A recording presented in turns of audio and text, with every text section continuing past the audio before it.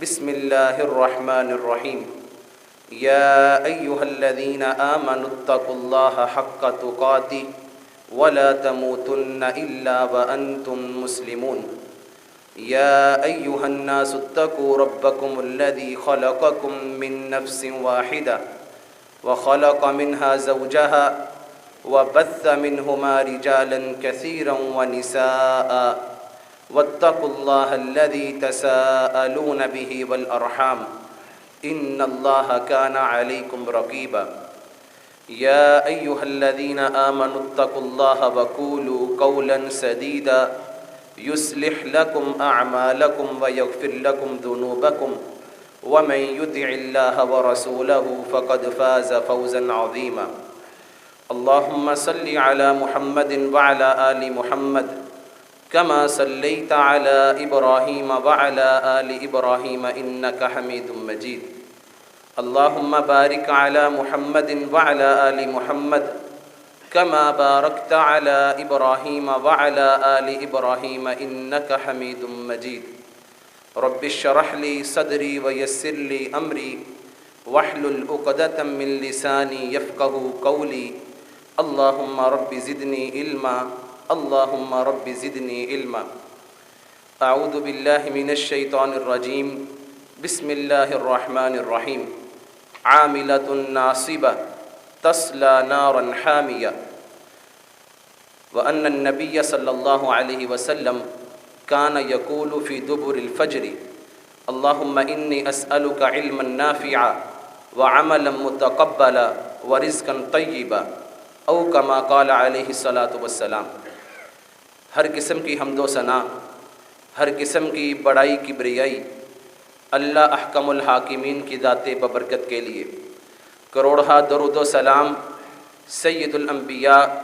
سید البشر، سید الکونین، نبی رحمت جناب محمد الرسول اللہ صلی اللہ علیہ وسلم کی ذات ببرکت پر۔ حضرات گرامی قدر، اس دنیا کے اندر اللہ احکم الحاکمین نے انسانوں کو ایک مقصد کے تحت پیدا فرمایا ہے، اور اللہ احکم الحاکمین نے وہ مقصد قرآن مجید کے اندر بیان فرما دیا، وما خلقت الجن والانس الا لیعبدون، کہ ہم نے جنوں اور انسانوں کو صرف اپنی عبادت کے لیے پیدا فرمایا ہے۔ اور ایک جگہ پر اللہ احکم الحاکمین فرماتے ہیں، سورہ ملک کا آغاز ہے، الذی خلق الموت والحیات لیبلوکم ایکم احسن عملا، الذی وہ ذات جس نے زندگی اور موت کو صرف اس لیے پیدا کیا ہے، لیبلوکم ایکم احسن عملا، تاکہ اللہ دیکھے، اللہ آزمائے کون تم میں سے اللہ کے مطابق زندگی گزارتا ہے، کون تم میں سے اچھے اعمال کرتا ہے اور کون برے اعمال کرتا ہے۔ یہ تو تھا انسانوں کی زندگی کا مقصد۔ ہم دنیا کے اندر دیکھتے ہیں، ہم اپنے معاشرے کے اندر دیکھتے ہیں، تین طرح کے لوگ پائے جاتے ہیں۔ اکثریت ہمیں ان لوگوں کی ملے گی جو لوگ اس مقصد سے غافل ہیں، اس مقصد کے مطابق اپنی زندگی نہیں گزار رہے۔ تو ایسے لوگوں کے بارے میں اللہ احکم الحاکمین کا فیصلہ یہ ہے، والذین کفروا وکذبوا بآیاتنا اولئک اصحاب النار ہم فیہا خالدون، وہ لوگ جنہوں نے ہماری آیات کے ساتھ کفر کیا اور ہماری آیات کو جھٹلایا، یہ لوگ جہنم کے اندر جائیں گے اور وہ ہمیشہ کے لیے جہنم کے اندر رہنے والے ہیں۔ اور دوسری قسم ان لوگوں کی ہے جو لوگ اس مقصد کے مطابق زندگی گزارتے ہیں، نیک اعمال کرتے ہیں، اللہ کو راضی کرنے کی کوشش کرتے ہیں۔ تو ایسے لوگوں کے بارے میں اللہ احکم الحاکمین نے فرمایا ہے، والذین آمنوا وعملوا الصالحات اولئک اصحاب الجنہ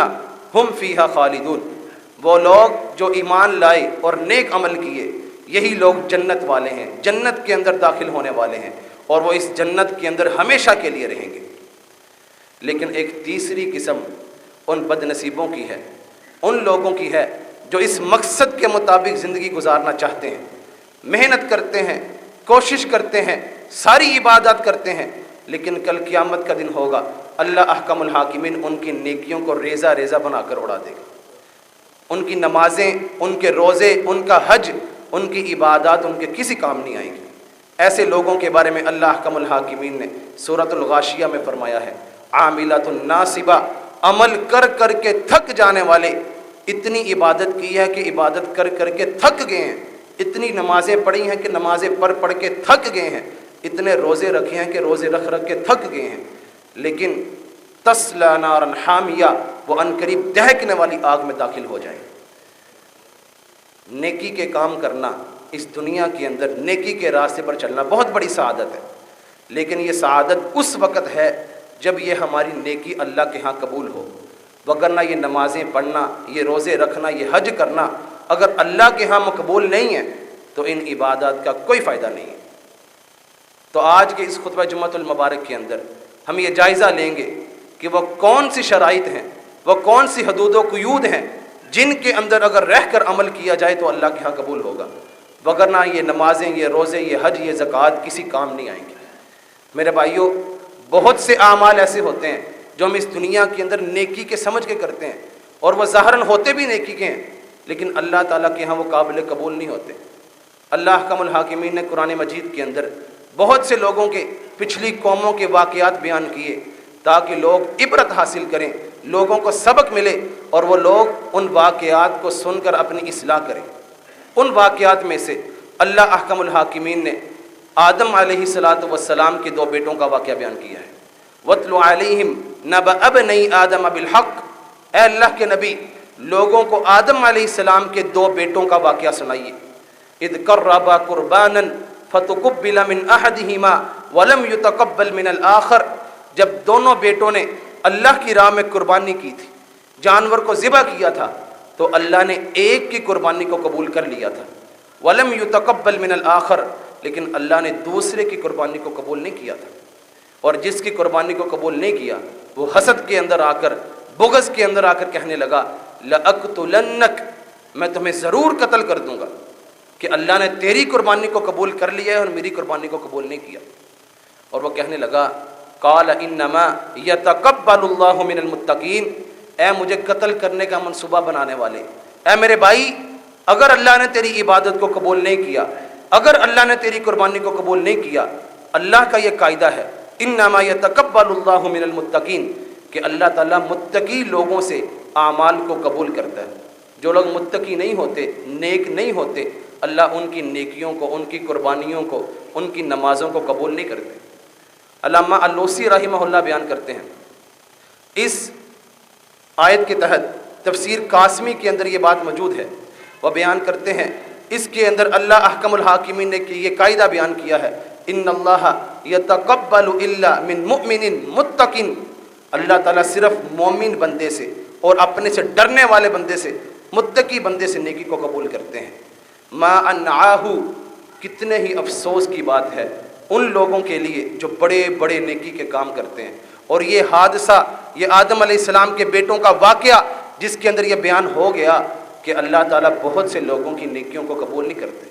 قربانی کرنا کتنا بڑا نیکی کا کام ہے، اللہ کی راہ میں جانور کو ذبح کرنا، اس کے گلے پہ چھری چلانا بہت بڑا نیکی کا کام ہے، لیکن اگر دل صاف نہیں ہے، اگر تقویٰ نہیں ہے تو وہ نیکی اللہ کے ہاں قابل قبول نہیں ہے۔ ہم لوگ بھی بہت سی نیکی کے کام کرتے ہیں، بڑے بڑے نیکیوں کے کام کرتے ہیں، لیکن اگر ہمارے اندر وہ شرائط نہ پائی جائیں جو اللہ کے ہاں ضروری ہیں تو ہماری نیکیاں اللہ کے ہاں قابل قبول نہیں ہیں۔ اس لیے ہمیں ان باتوں کا جائزہ لینا ہے کہ جن باتوں کو اپنا کر عمل کر کے ہم اپنی نیکیوں کے اللہ کے ہاں قبول کروا سکتے ہیں، اور نیکیوں کر لینا بہت بڑی بات ہے، لیکن ان نیکیوں کی حفاظت کرنا، ان نیکیوں کو اللہ کے ہاں مقبول بنانا، یہ اس سے بھی بڑی بات ہے۔ اللہ کے انبیاء، نیک لوگ، متقین لوگ نیکیاں کرنے کے بعد ان کی قبولیت کے معاملے میں اللہ سے بہت ڈرتے ہیں۔ حضرت ابراہیم علیہ السلام اور حضرت اسماعیل علیہ السلام، ان دونوں نے مل کر اللہ کے گھر کو تعمیر کیا۔ وَإِذْ يَرْفَعُ إِبْرَاهِيمُ الْقَوَاعِدَ مِنَ الْبَيْتِ وَإِسْمَاعِيلُ، اور جب ابراہیم اور اسماعیل اللہ کے گھر کی بنیادوں کو اوپر اٹھا رہے تھے، رَبَّنَا تَقَبَّلْ مِنَّا إِنَّكَ أَنْتَ السَّمِيعُ الْعَلِيمُ، ساتھ یہ دعا بھی کر رہے تھے، اے اللہ ہم نے اپنی طاقت کے مطابق یہ ٹوٹی پھوٹی محنت کر کے، ہم نے تھوڑی بہت مزدوری کر کے تیرے اس گھر کو تعمیر کر دیا ہے، فَتَقَبَّلْ مِنَّا، रब्बाना तकब्बल मिन्ना, ए हमारे रब हम से इस नेकी को कबूल फरमा ले। अल्लामा अलूसी रहमहुल्लाह बयान करते हैं तकब्बल के अंदर ये माना मौजूद है कि इब्राहीम अलैहिस्सलातु वस्सलाम और इस्माईल अलैहिस्सलातु वस्सलाम अल्लाह के यहाँ ये गुजारिश कर रहे हैं, ए अल्लाह हमारी नेकी, हमारा इस घर को तामीर करना इस मयार का तो नहीं है कि वो कबूल हो सके, लेकिन ए अल्लाह आप नवाजिश कीजिए, हमारी इस नेकी को अपनी बारगाह में कबूल कीजिए। ये इब्राहीम अलैहिस्सलातु वस्सलाम अल्लाह के बरगज़ीदा बंदे हैं, ऐसे पैगंबर हैं कि जिनके बाद जितने भी पैगंबर आए इनकी नस्ल में से आए हैं। जद्दुल अंबिया, वो पैगंबर नेकी का काम करने के बाद फ़िक्रमंद होते हैं, कहीं मेरा नेकी का काम ज़ाया ना हो जाए, कहीं मेरी नेकी का काम बर्बाद ना हो जाए, और वो अल्लाह से दुआएं करते हैं, ऐ अल्लाह मैंने फ़लाँ नेकी का काम कर दिया है, जितनी ताकत मेरे अंदर थी मैंने वो नेकी का काम किया, अब इस नेकी को कबूल करना तेरा काम है। और एक वाक़या अल्लाह अहकमुल हाकिमीन ने मरियम अलैहिस्सलातु वस्सलाम की वालदा का बयान किया है। इज़ क़ालत इम्रअतु इमराना रब्बी इन्नी नज़रतु लका मा फ़ी बतनी मुहर्ररन फ़तक़ब्बल मिन्नी, ऐ मेरे रब मैंने तेरे लिए जो मेरे पेट के अंदर बच्चा मौजूद है उसको मैंने तेरी राह में वक़फ़ करने की नज़र मान ली, मेरे घर में जो भी औलाद होगी वो तेरे दीन के लिए वक़फ़ होगी। फ़तक़ब्बल मिन्नी, तो ऐ मेरे रब मेरी इस नज़र को, मेरी इस उम्मीद को, मेरी इस नज़र को अपनी बारगाह में कबूल कर। इसके अंदर भी उन्होंने लफ़ज़ इस्तेमाल किया फ़तक़ब्बल मिन्नी, ऐ मेरे रब मैंने ये नेकी के काम का इरादा कर लिया है, फ़तक़ब्बल मिन्नी तो मेरी इस नेकी को कबूल कर ले। नबी अलैहिस्सलातु वस्सलाम नेकियों के काम करते, नमाज़ें पढ़ते, रोज़े रखते, सारी सारी रात क़याम करते, अल्लाह के हजूर सजदे में गिर जाते,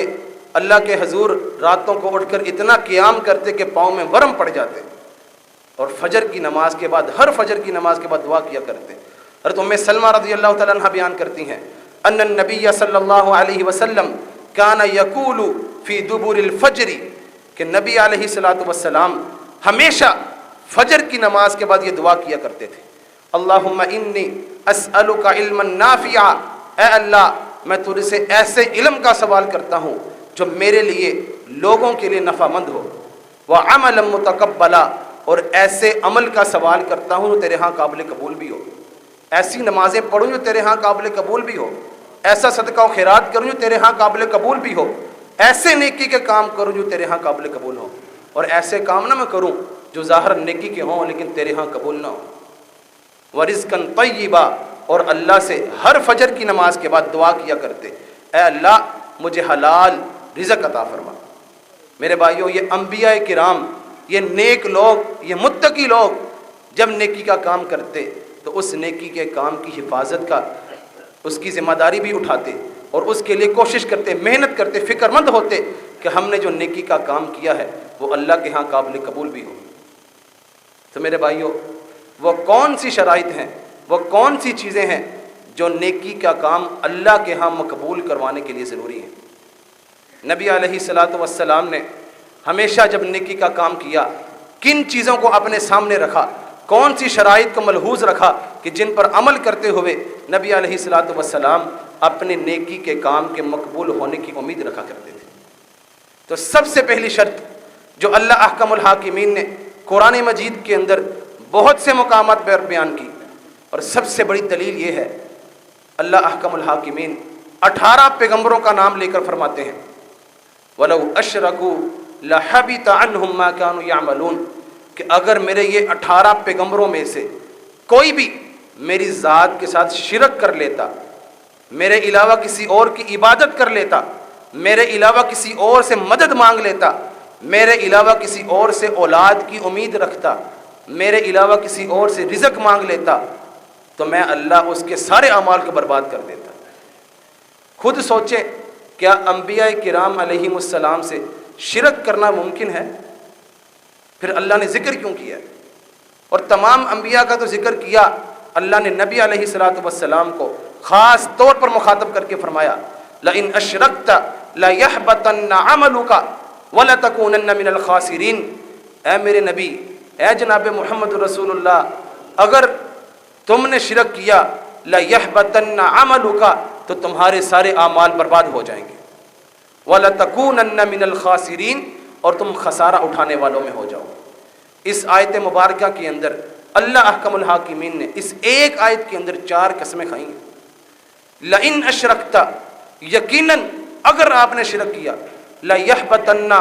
یقیناً ضرور ضائع ہو جائیں گے، عملک، آپ کے اعمال، وَلَتَكُونَنَّ، اور یقیناً آپ ضرور ہو جائیں گے، من الخاسرین، نقصان اٹھانے والوں میں سے۔ جناب محمد رسول اللہ صلی اللہ علیہ وسلم وہ ذات گرامی، وہ شخصیت کہ جن سے اللہ کی ادنا سی بھی نافرمانی ممکن نہیں ہے، اللہ ان کو مخاطب کر کے کہتا ہے، اللہ ان سے مخاطب ہو کے فرماتا ہے اگر تم نے بھی شرک کیا میں تیرے اعمال کو بھی برباد کر دوں گا۔ تو میرے بھائیو، اعمال کو قبول کروانے کے لیے سب سے پہلی شرط یہ ہے ہمارا عقیدہ صحیح ہونا چاہیے، ہمارے پاس عقیدہ توحید ہونا چاہیے۔ اور شرک صرف اس چیز کا نام نہیں ہے کہ اللہ کے علاوہ کسی اور کو سجدہ کر دیا، اللہ کے علاوہ کسی اور کی عبادت کر دی ہے، صرف یہ شرک نہیں ہے۔ شرک اللہ کی عبادت کے اندر بھی ہوتا ہے، اللہ کے اسماء و صفات کے اندر بھی ہوتا ہے۔ میرے بھائیو، اگر ہم لوگ عبادت تو صرف اللہ کی کرتے ہیں، لیکن جب مانگنے کی باری آتی ہے، جب کی پریشانی آتی ہے، درباروں پہ جا کے چرواہے چڑھاتے ہیں، درباروں پہ جا کر نظر و نیاز کرتے ہیں، فلاں پیر صاحب فلاں دربار پہ جا کر میری مراد پوری ہو جائے گی، اولاد نہیں ہو رہی، 10 سال ہو گئے ہیں میری شادی کو، میرے ہاں اولاد نہیں ہے، تو ہم درباروں پہ چلے جاتے ہیں۔ کوئی ہمیں مشورہ دیتا ہے جی فلاں دربار پہ جاؤ، اتنی دیگیں چڑھاؤ، تمہارے ہاں اولاد ہو جائے گی، اور ہم لوگ یہاں پر آ کر اپنے ایمان کو بیچ دیتے ہیں۔ اگر میرے بھائیوں زندگی کے اندر ساری زندگی نیک اعمال کرتے رہے، اگر آخری عمر کے اندر بھی شرک کر لیا، سارے اعمال برباد ہو جائیں گے۔ نبی علیہ الصلوۃ والسلام فرماتے ہیں ایک بندہ نیکی کے کام کرتا ہے، اتنے نیکی کے کام کرتا ہے کہ اس کے درمیان اور جنت کے درمیان صرف ایک بلشت کا فاصلہ رہ جاتا ہے، اور وہ بندہ کوئی ایسا برائی کا کام کر دیتا ہے، ایسا کوئی حرکت کر دیتا ہے کہ اللہ احکم الحاکمین اس کی نیکیوں کو ضائع کر کے جہنم کے اندر پھینک دیتے ہیں۔ تو سب سے پہلی شرط، شرک سے بچائیں اپنے آپ کو۔ اگر اولاد مانگنی ہے صرف اللہ سے مانگنی ہے، اگر کاروبار میں پریشانی ہے دعا مانگنی ہے صرف اللہ سے مانگنی ہے، اگر نظر و نیاز کرنی ہے صرف اللہ کے سامنے کرنی ہے، اگر قربانی کرنی ہے، جانور کو ذبح کرنا ہے تو صرف اللہ کے نام پہ کرنا ہے۔ ہم لوگ جانور کو پالتے پوستے ہیں، اس کی بڑی محنت کرتے ہیں، مشقت کرتے ہیں، اس پہ خرچہ کرتے ہیں، کس لیے جی؟ فلاں دربار کے لیے ہم جانور کو پال رہے ہیں۔ اگر ہم نے فلاں دربار پہ اتنا دودھ نہ دیا تو ہماری گائے نے دودھ دینا چھوڑ دینا ہے۔ ہم لوگ اس دنیا کے مفادات کے لیے ہم لوگ شیطان کے پیچھے چل پڑتے ہیں اور شرک کر بیٹھتے ہیں۔ میرے بھائیوں، اگر شرک کر لیا زندگی کے اندر اور توبہ کے بغیر مر گئے تو سارے نیکی کے کام برباد ہو جائیں گے۔ کل جب اللہ کے سامنے پیش ہوں گے، ہمارے ذہن کے اندر ہوگا میں نے تو فلاں فلاں نیکی کے کام کیے ہیں، اتنے غریبوں کو میں نے کھانا کھلایا، فلاں فلاں میں نے نظر و نیاز کی ہے، لیکن اس وقت اللہ کے ہاں کوئی قابل قبول نہیں ہوگا۔ اس لیے سب سے پہلی شرط یہ ہے اپنے عقیدے کو درست کریں۔ عبادت کرنی ہے صرف ایک اللہ کی کرنی ہے، اولاد مانگنی ہے، رزق مانگنا ہے، صحت مانگنی ہے، کوئی پریشانی دور کروانی ہے صرف اللہ سے کروانی ہے، کسی اور کی عبادت نہیں کرنی، کسی اور کو مشکل کشا حاجت روا نہیں سمجھنا، تو پھر ہمارا نیکی کا کام قابل قبول ہوگی۔ اور دوسری شرط جو ہمارے نیکی کے کام کے قبول ہونے کے لیے ضروری ہے، کسی بندے کا عقیدہ سچا ہے، مشرک نہیں ہے، شرک نہیں کرتا، لیکن اس کی نیت درست نہیں ہے، اس کی نیت کے اندر اخلاص نہیں ہے، تو اس کی نیکی بھی برباد ہو جائے گی۔ اخلاص یہ کہتے ہیں انسان این یقصد، انسان کوئی بھی عمل کرے بعملہ تو اس کے لیے ارادہ کرے وجہ اللہ وابتغاء وجہہ، صرف اللہ کو راضی کرنے کے لیے کام کرے۔ نماز پڑھنی ہے تو اللہ کو راضی کرنے کے لیے، حج کے لیے جانا ہے اللہ کو راضی کرنے کے لیے، اس لیے نہیں کہ میرے نام کے ساتھ حاجی لگ جائے گا، لوگ میری عزت کریں گے، لوگ مجھے حاجی صاحب کہیں گے، اس لیے حج نہیں کرنا کہ میرے پاس پیسہ ہے جی میں ہر سال حج پہ جاتا ہوں۔ نبی علیہ الصلوۃ والسلام نے فرمایا ان الرجل لیصلی 60 سنۃ، ایک آدمی 60 سال نمازیں پڑھتا ہے، فلم تقبل له صلاۃ، اس کی ایک نماز بھی قبول نہیں ہوتی۔ زیادہ تعداد میں حج کر لینا یہ بڑی بات نہیں ہے، بات بڑی یہ ہے کہ جو نیکی کا کام کیا جائے وہ اللہ کی رضا کے لیے کیا جائے۔ سعادت یہ ہے جو نیکی کا کام کریں اللہ کے ہاں قبول ہو۔ اگر حج کرتے رہیں، نفلی نمازیں پڑھتے رہیں، بڑے بڑے صدقہ و خیرات کرتے رہیں اور اللہ کے ہاں قابل قبول نہ ہو تو ایسی نیکی کا کیا فائدہ؟ ساری زندگی محنت بھی کریں، عاملۃ ناصبہ، عمل کر کر کے تھک جائیں، تسلا نارا حامیہ، اور کل قیامت کا دن ہو نیت کی خرابی کی وجہ سے اللہ احکم الحاکمین یہ آرڈر جاری کر دیں، تسلا نارا حامیہ، جاؤ جہنم کے اندر چلے جاؤ۔ اس لیے اپنے عقیدے کو درست کریں، اپنی نیت کو خالص کریں تاکہ اللہ کے ہاں ہمارے اعمال قبول بھی ہوں۔ سیدنا ابو ہریرہ رضی اللہ تعالیٰ عنہ مدینہ طیبہ کے اندر لوگوں کو درس حدیث دے رہے ہیں۔ ایک آدمی مدینہ طیبہ کے اندر تشریف لاتا ہے، سیدنا ابو ہریرہ رضی اللہ تعالیٰ عنہ کی مجلس میں بیٹھ جاتا ہے، ان کا درس سنتا ہے۔ درس سننے کے بعد سارے لوگ چلے جاتے ہیں، وہ وہاں بیٹھا رہتا ہے، اور جب سارے چلے جاتے ہیں ابو ہریرہ رضی اللہ تعالیٰ عنہ سے سوال کرتا ہے، اے سیدنا ابو ہریرہ، آپ سے میں یہ گزارش کرتا ہوں، میں اتنا لمبا سفر کر کے آیا ہوں، یہ میرا حق بنتا ہے کہ آپ مجھے کوئی ایسی حدیث بیان کریں جو صرف آپ نے رسول اللہ صلی اللہ علیہ وسلم سے سنی ہو، آپ نے اس کو سمجھا ہو، اس کو یاد کیا ہو، مجھے وہ کوئی حدیث سنائیں۔ تو سیدنا ابو ہریرہ رضی اللہ تعالیٰ عنہ سوچ میں پڑ جاتے ہیں اور پھر لمبی آہ بڑھتے ہیں، آہ، اور کہتے ہیں ہاں ایک حدیث ایسی ہے جو فلاں گھر کے اندر میں بیٹھا تھا اور جناب محمد رسول اللہ صلی اللہ علیہ وسلم صرف ہم دونوں موجود تھے، ہمارے علاوہ اس گھر کے اندر کوئی بھی موجود نہیں تھا، یہ کہتے ہیں، اور پھر لمبی آہ بڑھتے ہیں۔ لمبا سانس لینے کے بعد ثم نشغ ابو ہریرہ رضی اللہ تعالیٰ عنہ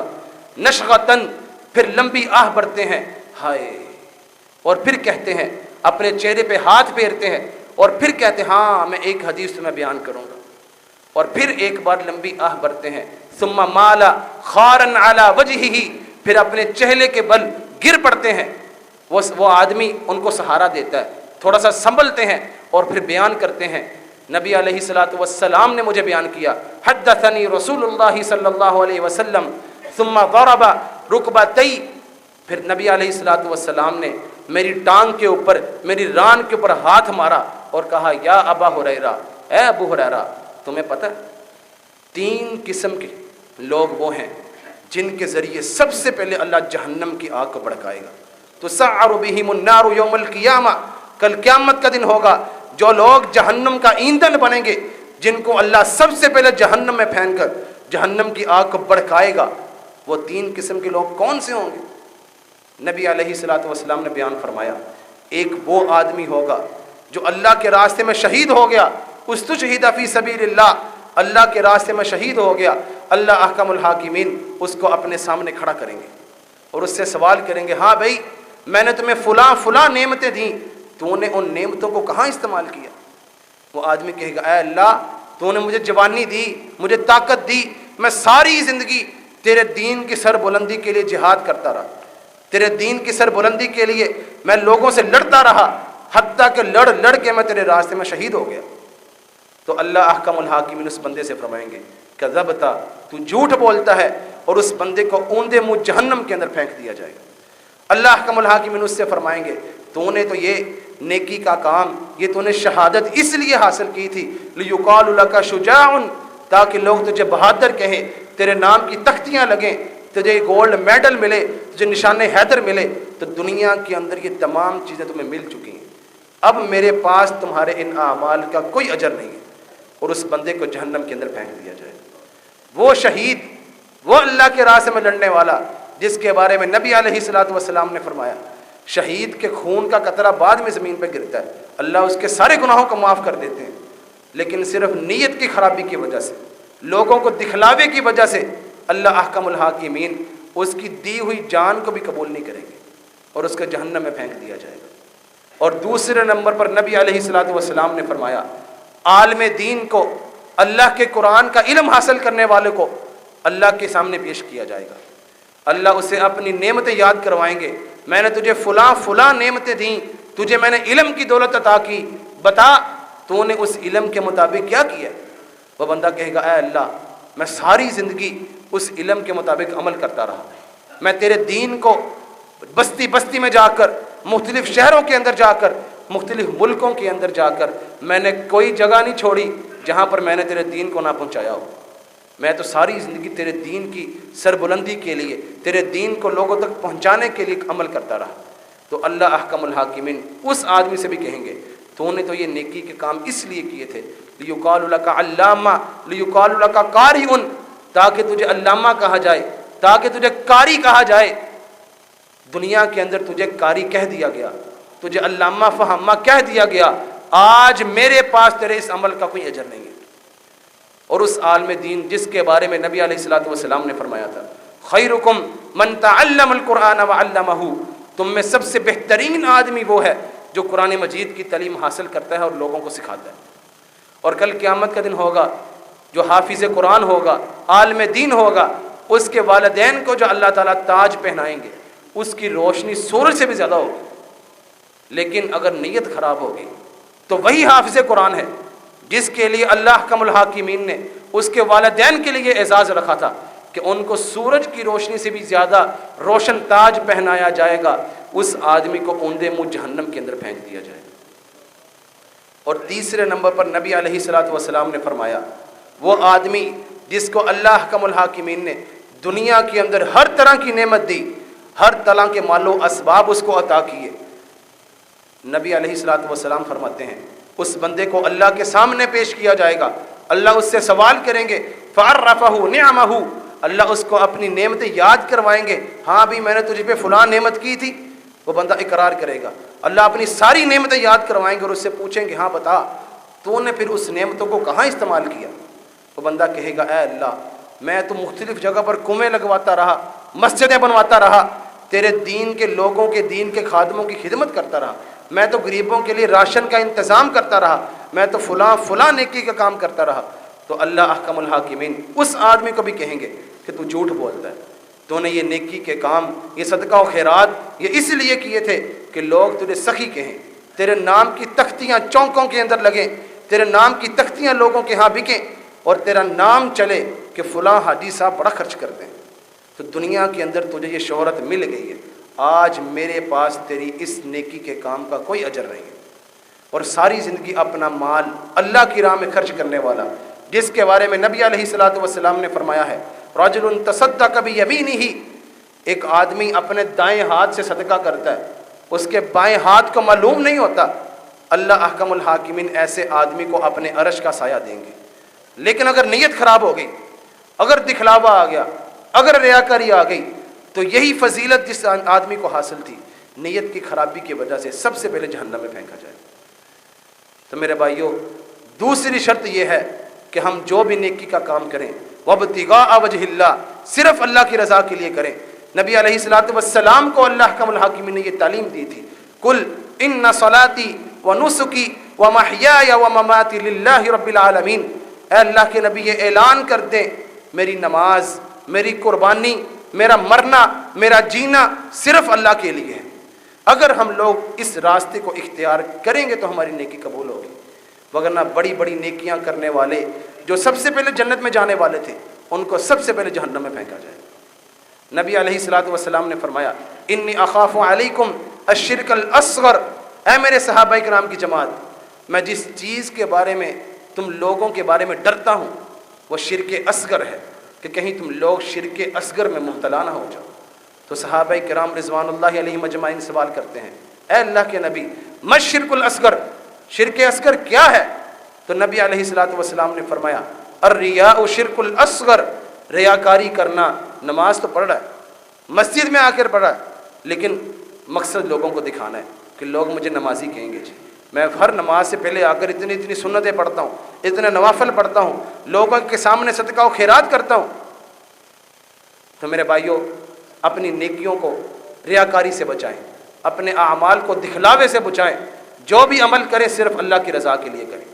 تو پہلی شرط اعمال کی قبولیت کے لیے جو ضروری ہے، ہمارا عقیدہ سچا ہونا چاہیے، ہمارے عقیدے کے اندر شرک نہیں ہونا چاہیے۔ ان اللہ لا یغفر ان یشرک بہ ویغفر ما دون ذلک، اللہ شرک کے علاوہ تمام گناہوں کو معاف کر سکتا ہے، لیکن اللہ شرک کو معاف نہیں کرے گا۔ اس لیے ہماری زندگی کے اندر، ہمارے عقیدے کے اندر شرک نہیں ہونا چاہیے۔ اور دوسرا، جو بھی ہم نیکی کا کام کریں صرف اللہ کی رضا کے لیے کریں، اللہ کو راضی کرنے کے لیے ہم نمازیں پڑھیں، اللہ کو راضی کرنے کے لیے صدقہ و خیرات کریں، جو بھی نیکی کا کام ہو صرف اللہ کی رضا کے لیے ہو۔ اور تیسرے نمبر پر ہمارا نیکی کا کام صرف اسی صورت میں قبول ہوگا اگر ہم اللہ اور اس کے رسول کی اطاعت کریں گے۔ یا ایھا الذین آمنوا اطیعوا اللہ واطیعوا الرسول ولا تبطلوا اعمالکم۔ اللہ احکم الحاکمین ایمان والوں کو مخاطب کر کے فرماتے ہیں، اے ایمان والو، اللہ کی اور اس کے رسول کی اطاعت کرو، ولا تبطلوا اعمالکم، کہیں اللہ اور اس کے رسول کی نافرمانی کر کے اپنے اعمال کو برباد نہ کروا لینا۔ ہم لوگ نیکی کے بڑے بڑے کام کریں، لیکن اگر اس پر نبی علیہ الصلوۃ والسلام کی مہر نہیں ہے تو ہمارا نیکی کا کام قابل قبول نہیں ہے۔ ظاہراً وہ کتنا ہی عمدہ کام ہو،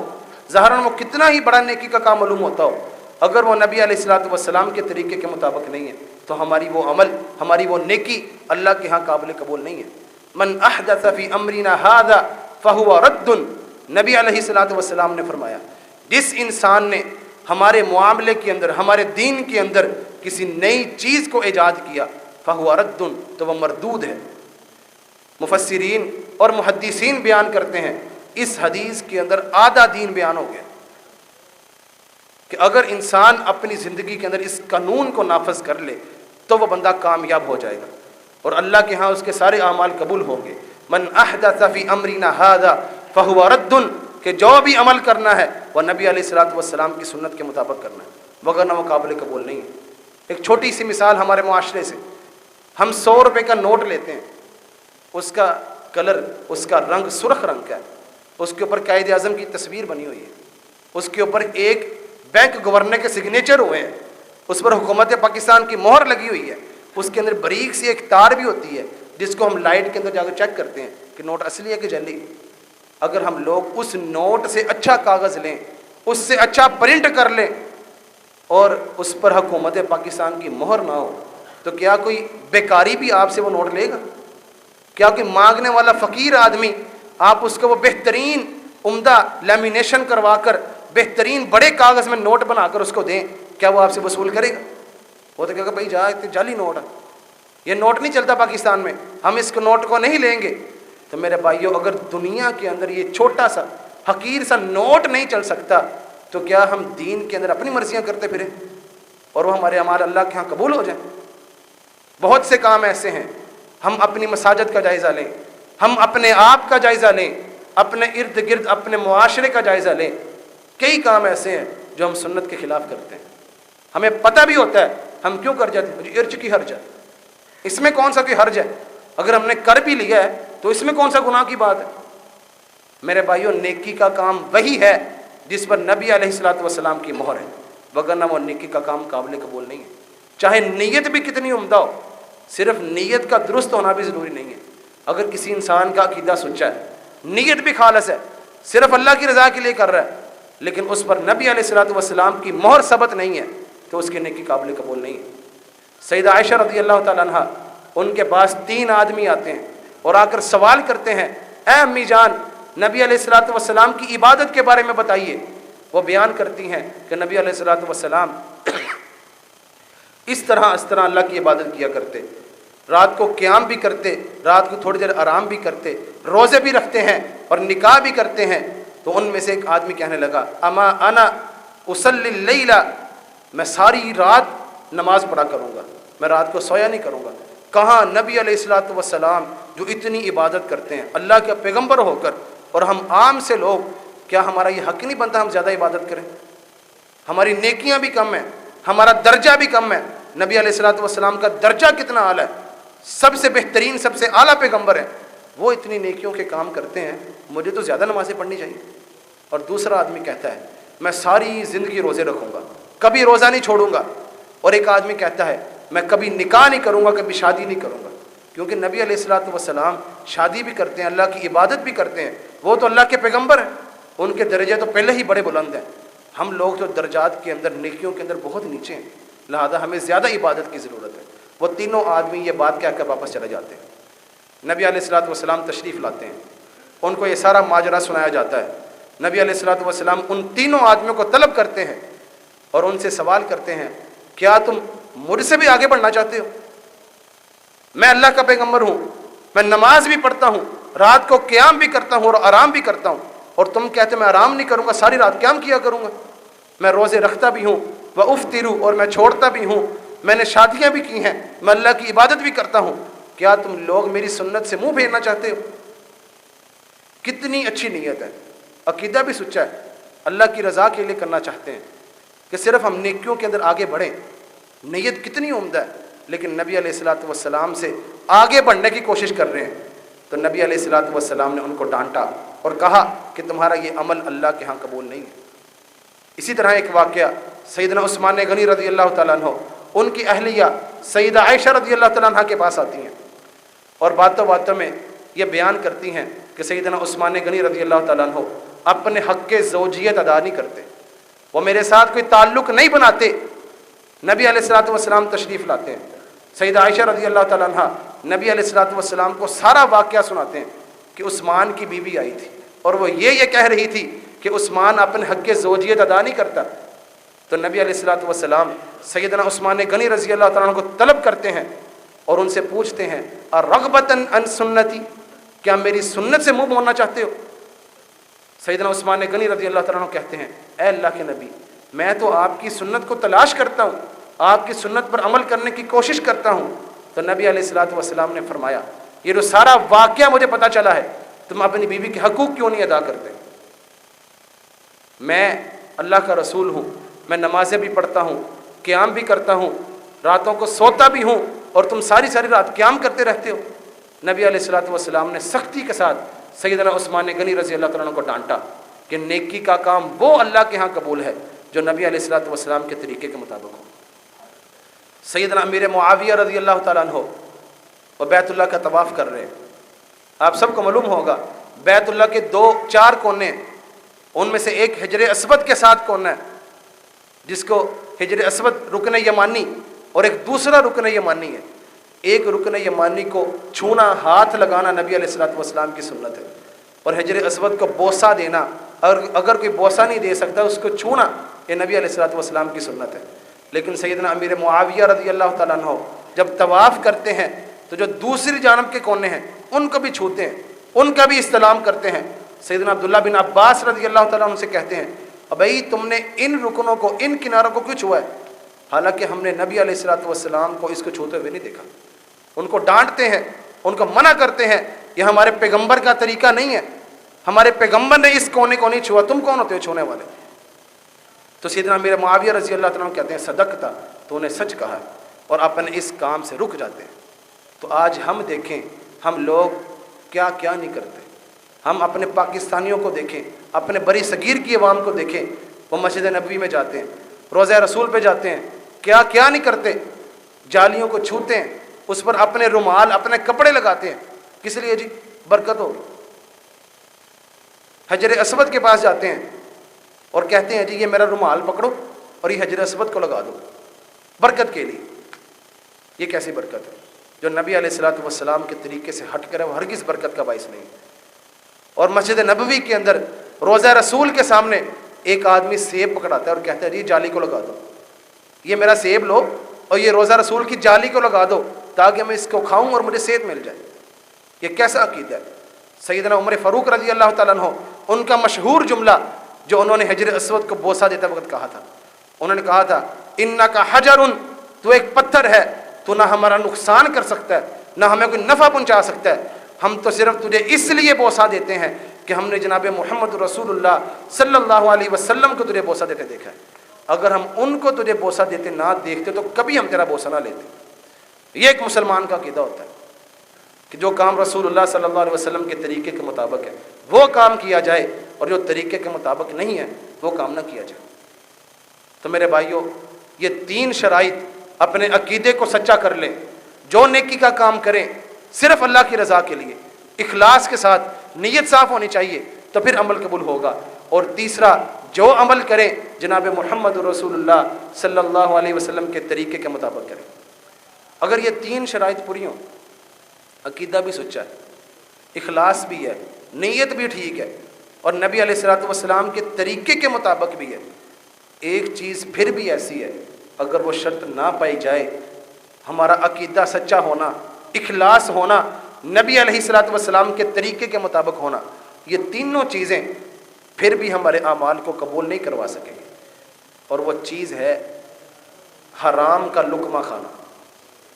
حرام کاروبار کرنا، سود کا کاروبار کرنا، اللہ کی احکامات سے ہٹ کر اپنی تجارت کو چلانا، جھوٹ کے ذریعے اپنی تجارت کو چلانا۔ اگر ان ذرائع سے ہم تجارت کرتے ہیں، اگر اللہ کی حرام کردہ چیزوں کے ساتھ تجارت کرتے ہیں، تو میرے بھائیوں، عقیدے کا سچا ہونا،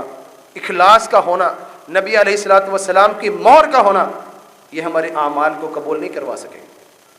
لہذا چوتھی شرط یہ ہے کہ جو نیکی کا کام کرنے والا ہو اس کا رزق حلال کا ہونا چاہیے۔ نبی علیہ الصلوۃ والسلام نے فرمایا ہے، ایک بندہ جب نیکی کا کام کرتا ہے، صدقہ و خیرات کرتا ہے اور حلال رزق میں سے کرتا ہے، وَإِنَّ اللَّهَ لَا يَقْبَلُ إِلَّا طَيِّبًا، اور اللہ صرف طیب چیز کو، پاک چیز کو، حلال چیز کو قبول کرتا ہے، تو اللہ تعالیٰ اس کے کیے ہوئے صدقے کو پالتے ہیں، پوستے ہیں۔ جس طرح انسان اپنے گھوڑی کے بچے کو، اپنے چھوٹے سے جانور کو، بکرے کی پرورش کرتا ہے کہ اس کو بڑا کرتا ہے، پالتا ہے، پوستا ہے، اللہ تعالیٰ اس کے صدقہ و خیرات کو پالتے ہیں، اس کی پرورش کرتے ہیں، حتیٰ یہاں تک کہ وہ پہاڑ کے برابر ہو جاتا ہے، اگر رزق حلال کا ہوگا۔ اور اگر رزق حرام کا ہے تو نبی علیہ الصلوۃ والسلام نے فرمایا،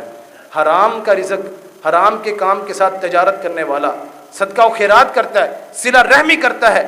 تو ایسے انسان کا صدقہ و خیرات کرنا، صلہ رحمی کرنا، کانا اسرن علیہ، یہ قیامت کے دن اس کے اوپر بوجھ بن کر آئے گا کہ نیک زندگی کے اندر صدقہ و خیرات کرتا رہا ہے، بڑے بڑے ٹیوب ویل لگوائے ہیں، مسجدیں بنوائی ہیں، لوگوں کے رفاع عامہ کے کام کیے ہیں، لیکن کاروبار حرام کا ہے، کاروبار سودی ہے۔ یہ مسجدیں بنانا، یہ ٹیوب ویل لگوا دینا، یہ لوگوں کی رفاع عامہ کے لیے نیکی کے کام کر دینا، اس کے کسی کام نہیں آئیں گے، بلکہ کل قیامت کا دن ہوگا یہ اس کے لیے مزید بوجھ بن جائیں گے۔ اس لیے نیکی کے کام قبول کروانے کے لیے ضروری ہے انسان کا لقمہ بھی حلال کا ہونا چاہیے، تھوڑا کھا لیں، حلال کا کھائیں، حرام کاروبار نہ کریں، جھوٹ کے ذریعے اپنے کاروبار کو نہ چلائیں۔ ایک حدیث کے اندر آتا ہے، نبی علیہ الصلوۃ والسلام نے فرمایا، ایک آدمی لمبا سفر کرتا ہے، یطیل السفر، لمبا سفر کرتا ہے، اپنے بال بھی گندے کرتا ہے، اپنا جسم کو بھی گرد آلود کرتا ہے، اللہ کے ہاں بیت اللہ کے سامنے آتا ہے، یمد یدیہ الی السماء، اپنے ہاتھوں کو آسمان کی طرف اٹھاتا ہے اور کہتا ہے، یا ربی یا ربی، اے میرے رب، اے میرے رب، مطعمہ حرام، لیکن اس کا کھانا حرام کا ہے، ومشربہ حرام، اس کا پینا حرام کا ہے، وغذی بہ حرام، اور جو اس کی جسم بنا ہے، اس کی صحت بنی ہے، وہ حرام کھا کھا کے بنی ہے، فأنى يستجاب لذلك، تو اللہ اس کی دعا کو کیسے قبول کرے گا؟ کاروبار حلال کا نہیں ہے اور گلا کرتے ہیں، جی میری دعا قبول نہیں ہوتی، 10 سال ہو گئے میں اللہ سے دعا کر رہا ہوں، میری دعا قبول نہیں ہو رہی، جی میرے بچے کو صحت نہیں مل رہی، میرے فلاں بیمار ہے اس کو صحت نہیں مل رہی۔ اور سب سے پہلے حلال کھانا تو سیکھو۔ اگر ہم لوگ اپنی نیکیوں کو قبول کروانا چاہتے ہیں، یہ 4 شرائط کا ہونا لازمی ہے، وگرنہ ہمارا کوئی نیکی کا کام اللہ کے ہاں قابل قبول نہیں ہے۔ اور کچھ اعمال ایسے بھی ہیں، اگر ہم لوگ ان تمام شرائط کے مطابق بھی نیکی کا کام کر لیں، لیکن اگر اس کے بعد ہم وہ جرم کر لیں تو پھر بھی ہمارے نیکیوں کے کام برباد ہو سکتے ہیں۔ ان میں سے صرف ایک جرم آپ حضرات کے سامنے بیان کروں گا جو اس وقت ہمارے معاشرے کے اندر بڑا عام ہے۔ ایک دفعہ نبی علیہ الصلوۃ والسلام تشریف فرما ہے، صحابہ کرام بھی موجود ہیں، حضرت ثوبان رضی اللہ تعالیٰ عنہ اس حدیث کو بیان کرتے ہیں، نبی علیہ الصلوۃ والسلام نے فرمایا، کل قیامت کا دن ہوگا، میری امت میں سے کچھ لوگ ایسے آئیں گے جو بڑی بڑی نیکیاں لے کر اللہ کے حضور پیش ہوں گے، مثل جبال تہامہ، ان کی نیکیاں تہامہ پہاڑ جتنی بلند ہوں گی، بڑی بڑی نیکیاں اللہ کے حضور لے کر آئیں گے، فَيَجْعَلُهُ اللَّهُ هَبَاءً مَنْثُورًا، لیکن اللہ ان کی نیکیوں کو ریزہ ریزہ بنا کر اڑا دے گا، ان کی پہاڑوں کے برابر نیکیاں ہوں گی لیکن ان کو کچھ بھی نہیں ملے گا۔ تو سیدنا ثوبان رضی اللہ تعالیٰ عنہ اللہ کے نبی سے سوال کرتے ہیں، اے اللہ کے نبی، صفہم لنا یا رسول اللہ صلی اللہ علیہ وسلم، اے اللہ کے رسول ہمیں بیان تو کیجئے، وہ کون سے لوگ ہیں، ان کے کون سے جرائم ہیں جن جرائم کی وجہ سے جن کرتوتوں کی وجہ سے ان کی پہاڑوں کے برابر نیکیاں بھی برباد ہو جائیں گی۔ نبی علیہ الصلوۃ والسلام نے فرمایا وہ لوگ تم لوگوں کی طرح تہجدیں بھی پڑھتے ہوں گے، روزے بھی رکھتے ہوں گے، حج بھی کرتے ہوں گے، زکوٰۃ بھی دیتے ہوں گے، لیکن ان کا جرم یہ ہوگا اذا خلو بمحارم اللہ انتہکوها، جب وہ لوگوں کی نظروں سے اوجھل ہوتے ہیں، جب تنہائی میں بیٹھتے ہیں کوئی انسان دیکھنے والا نہیں ہے، انتہکوها، وہ اللہ کی حرمتوں کو پامال کرتے ہیں، تنہائی کے اندر بیٹھ کر لوگوں سے چھپ کر گناہ کے کام کرتے ہیں، لوگوں کے سامنے بڑے پارسا ہیں، بڑے نمازی ہیں، بڑے حاجی صاحب ہیں، لیکن جب تنہائی میں بیٹھتے ہیں تو اس وقت اللہ کی حرمتوں کی کوئی خیال نہیں کرتے، اللہ کی حرمتوں کو پامال کرتے ہیں، تو ایسی حرکت کرنے والے کے اللہ سارے اعمال کو برباد کر دیتا ہے۔ تو میرے بھائیوں، نیک اعمال کرنا یقیناً سعادت کی بات ہے، لیکن یہ سعادت اس وقت ہوگی جب یہ نیکی کے کام اللہ کے ہاں قبول بھی ہوں، اور دائمی سعادت اس وقت بنے گی جب ہم ان اعمال کے کرنے کے بعد ان اعمال کی حفاظت بھی کریں۔ اگر ہم لوگ نیکی کے کام تو کریں لیکن یہ شرائط پوری نہ ہوں، یہ قبولیت والے جو اس کے ضروری چیزیں پوری نہ ہوں، تو ہمیں نیکی کرنے کا کوئی فائدہ نہیں ہے۔ اللہ احکم الحاکمین سے دعا ہے کہ اللہ احکم الحاکمین ہمیں ساری زندگی نیکی کے کام کرنے کی توفیق عطا فرمائے، اور پھر ان نیکی کے کاموں کی حفاظت کی بھی توفیق عطا فرمائے۔ وآخر دعوانا ان الحمد للہ رب العالمین۔